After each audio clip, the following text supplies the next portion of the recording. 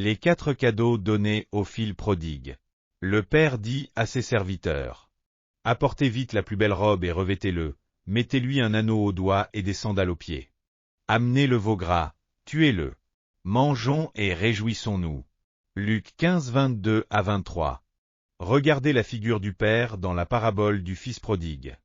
Jésus utilise ce Père pour décrire Dieu le Père céleste. Il n'est pas un Père sévère qui juge et punit selon la loi. Lorsque le Fils prodigue revient, alors qu'il est encore loin, le Père le voit, court à sa rencontre, l'embrasse et le serre dans ses bras sans se soucier de son apparence sale.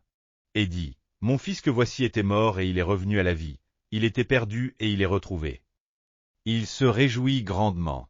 De même, notre Dieu est un Dieu de miséricorde, qui se réjouit simplement lorsque nous nous repentons et revenons à lui.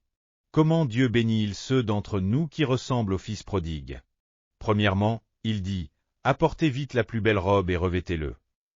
La plus belle robe que nous avons reçue est le vêtement de l'impur acquis par le sang de Jésus-Christ, afin que nous puissions nous tenir sans honte devant Dieu.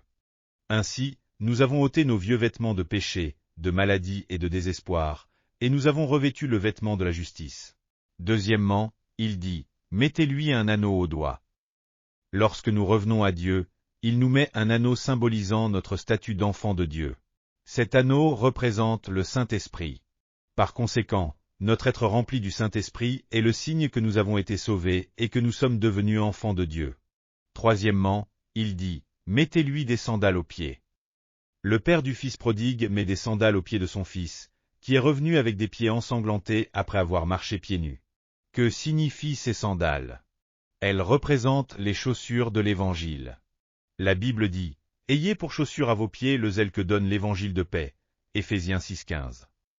Sur le chemin de la vie, fait de ronces et de pierres, Dieu désire que nous vivions selon l'Évangile.